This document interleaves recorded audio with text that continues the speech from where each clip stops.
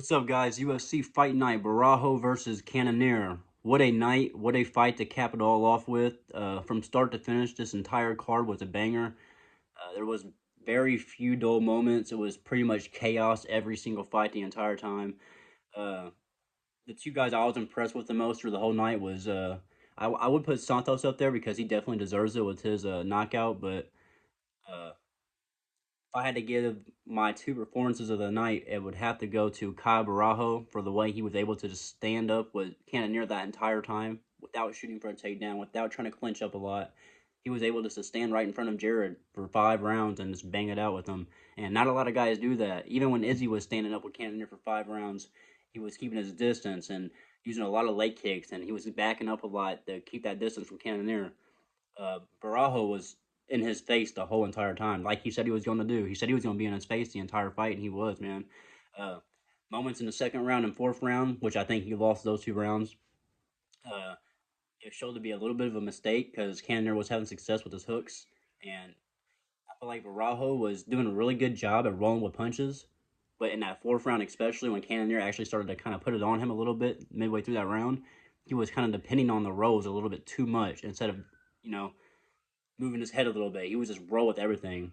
And to his defense, it worked for 3 rounds and it got him the win. And I feel like it should have been a finish too. That finish right there, or that fight could have easily been a finish. It should have been.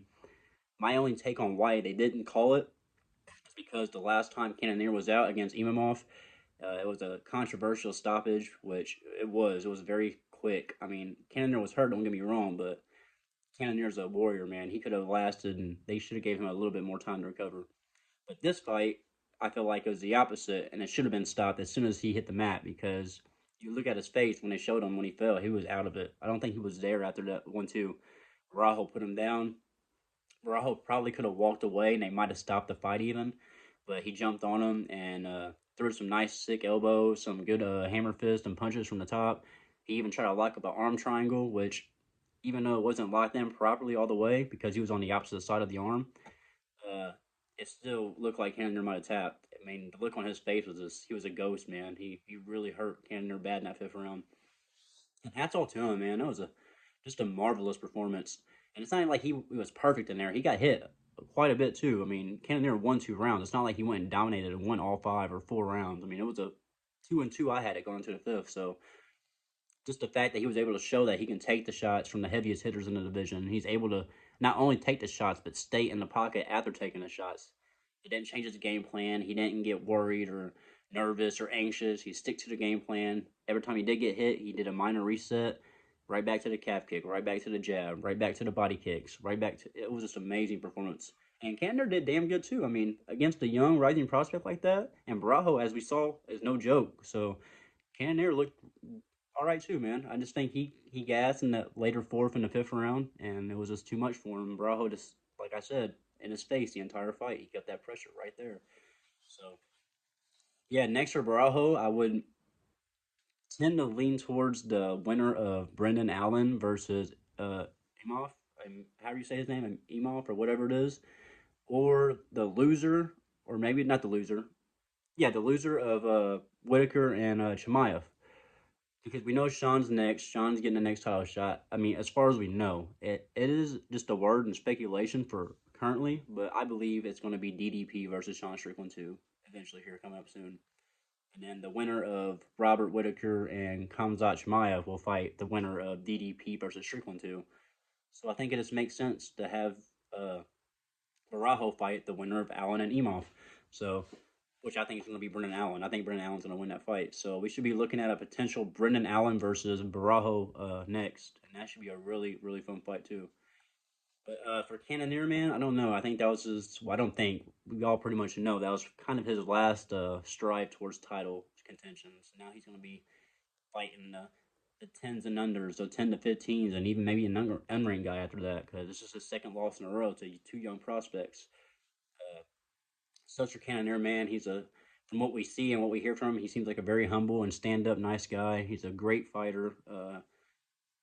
Yeah, you can't not hate on Cannonier, man. He's a warrior. He goes out and he gave it his all, even when like I said, he got stopped in the fifth, or he should have got stopped in the fifth.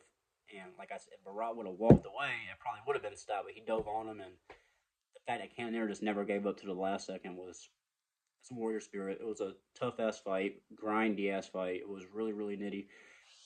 And then yeah, man, like I said, this card was up there for card of the year. I'd say I might be overstating, but I don't think I am. Like from bottom, top to bottom, like the entirety of it as a whole, the entire card was amazing. I mean, my eyes were glued to the screen even for the since the very first fight because of that knockout, in the 60-second knockout. In the second fight, we got a beautiful war between two other women, between Nunez and Cavalcante, or is it Cavalcante? One of those two. But yeah, that was a good fight. And then the Marshall and Bazooka fight was good. There's a bunch of good fights, bunch of good young prospects that stepped up and made a name for themselves tonight. And yeah, can't wait to see what happens for a lot of these next young prospects next. And hopefully we can get some more fight nights like this, some wars where there's not just point fighting and wrestling and just not what it was tonight. You know, tonight was different, and hopefully we keep that energy going forward. Like go out there and leave it all out there, especially for the young prospects trying to make a name for themselves. You know, go out there and make your name, like Michael Morales did tonight, like Caio Borralho did tonight, like Kang did tonight. I mean, many people went out there and did great things tonight, made their names, and Santos too. Also, Santos looked great. Uh, Zachary Reese kind of looked a little tired, but I mean that's what happens when you beat somebody's face in for 15 minutes. You're going to get a little tired. Your hands were probably hurting. You're probably tired from punching that guy over and over again. And I'm not even getting into Medina again. Medina's just a clown. I mean, he sits there, gets beat up for 3 rounds straight, the whole 5 minutes of every round, and he taunts and he taunts. And every once in a while, he lands a nice overhand right. That guy's trash. I doubt we see him maybe one more time. I guess he might get one more fight, and after that, I'm assuming he's gone. But yeah, guys, I'm gonna wrap it up at 7 minutes here.